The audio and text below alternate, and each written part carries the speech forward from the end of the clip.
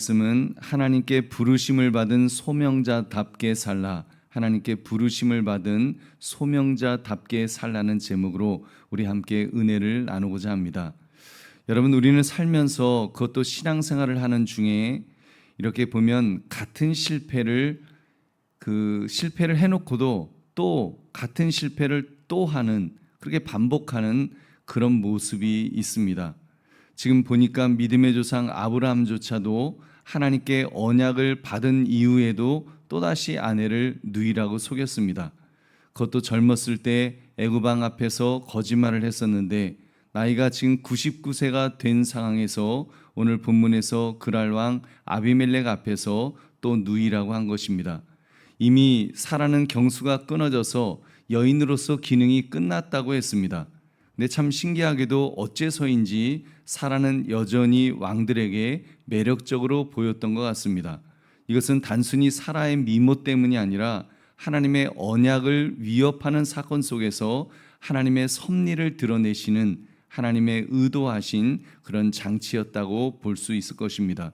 여러분, 그러므로 오늘 말씀을 통해 아브라함과 같이 연약한 자를 하나님께서 어떻게 부르심받은 소명자로 쓰셨는가를 우리 살피며 우리의 소명을 점검하시는 이 새벽 되시기를 주님의 이름으로 축원합니다.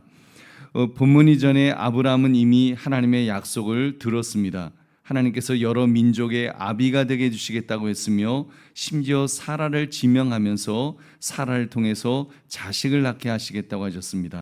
창세기 18장 10절이죠. 그가 이르시되 내년 이맘때 내가 반드시 내게로 돌아오리니 내 아내 사라에게 아들이 있으리라 하시니 사라가 그 뒤 장막문에서 들었더라.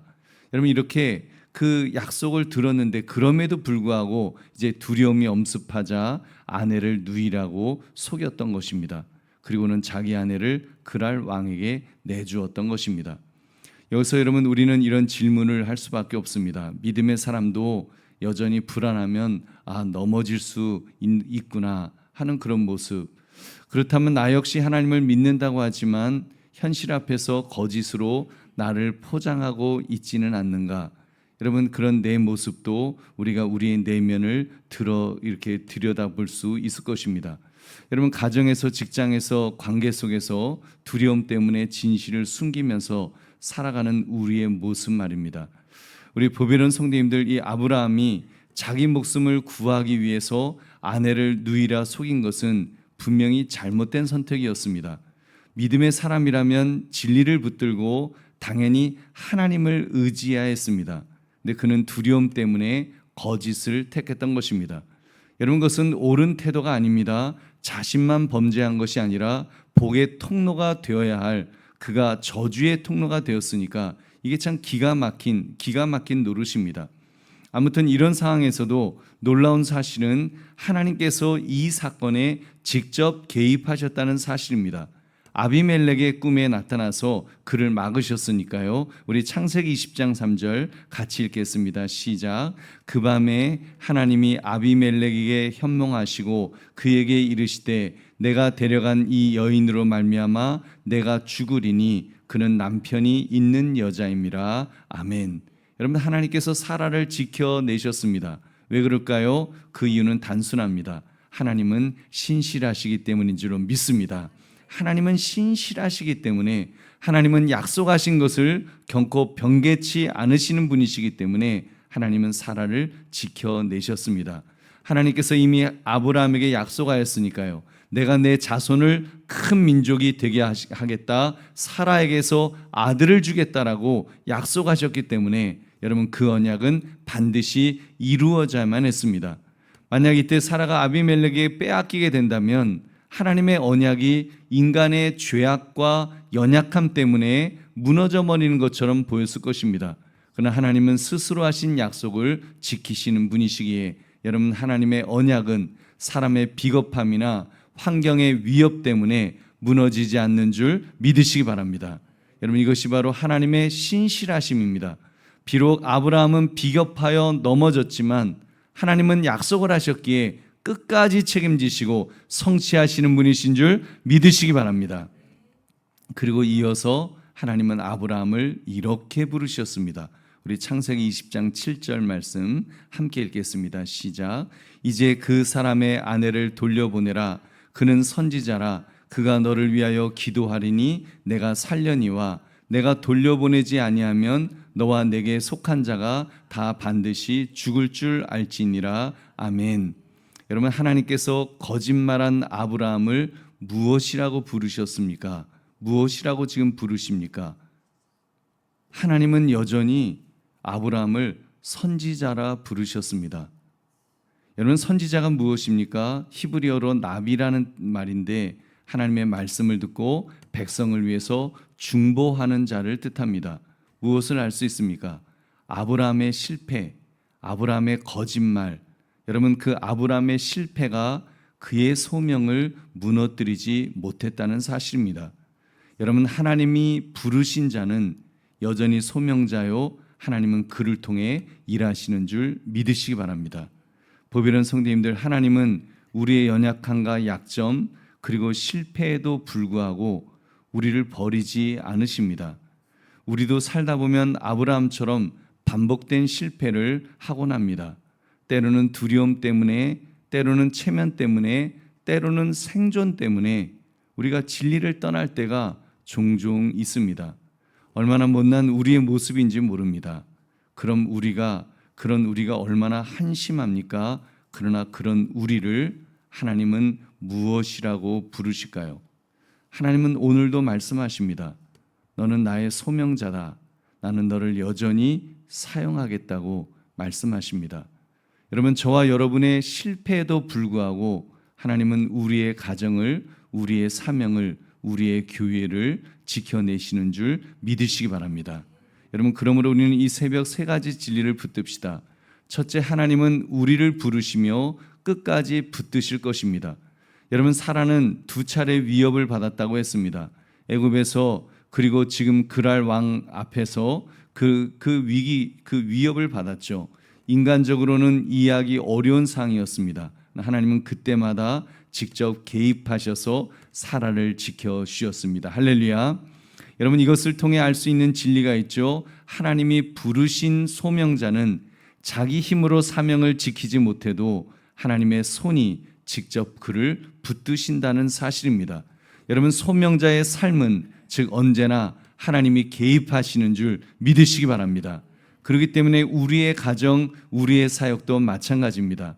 건강의 위협, 경제적 불안, 관계의 흔들림이 있어도 하나님은 약속을 위해 개입해 주실 줄로 믿습니다. 소명자는 내가 잘해서 지켜지는 존재가 아닙니다. 하나님이 개입하셔서 하나님이 지켜주시는 존재인 줄 믿으시기 바랍니다. 또 한 가지, 두 번째, 하나님은 우리를 부르실 뿐 아니라 그 정체성을 붙들어 주십니다. 여러분, 아브라함은 분명히 거짓말을 했습니다. 사람들 눈에는 비겁한 남편이었습니다.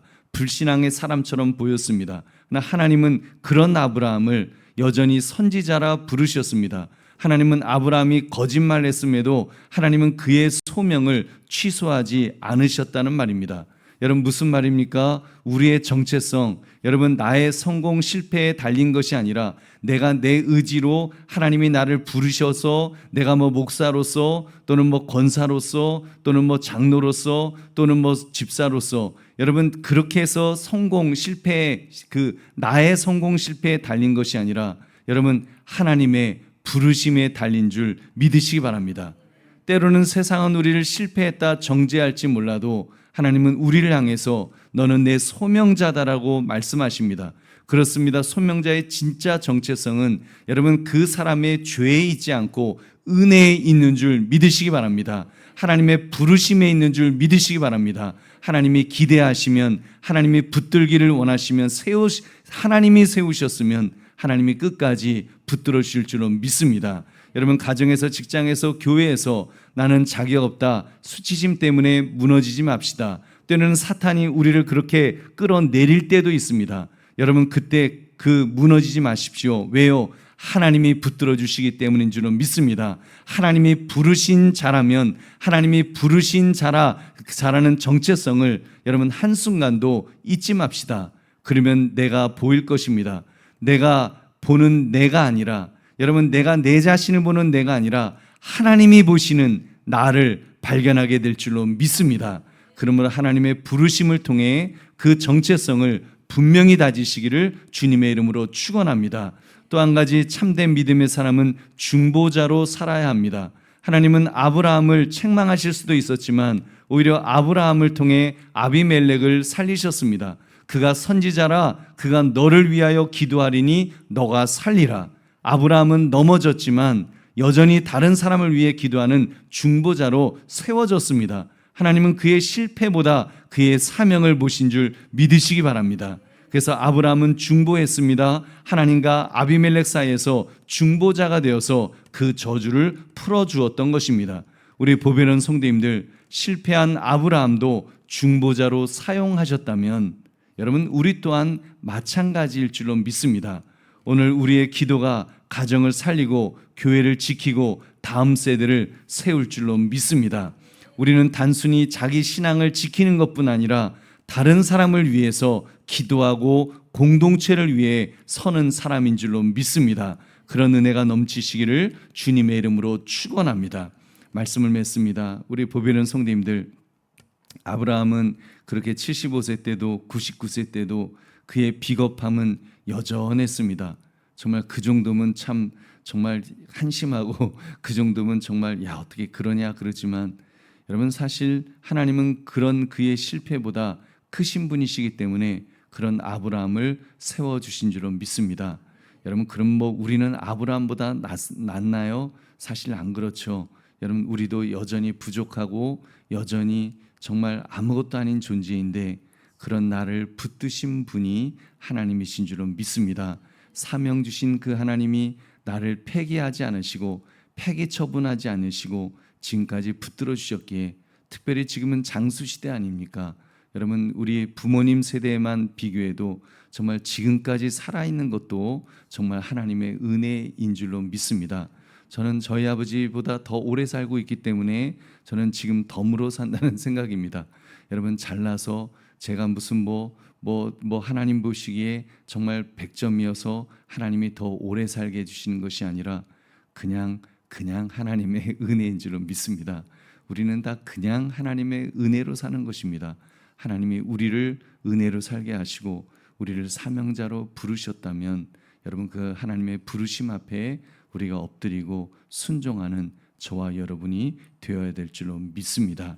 그러므로 하나님께 부르심을 받은 소명자답게 살라, 이 제목처럼 하나님의 부르심에 걸맞는 멋진 삶을 살아가시기를 주님의 이름으로 축원합니다.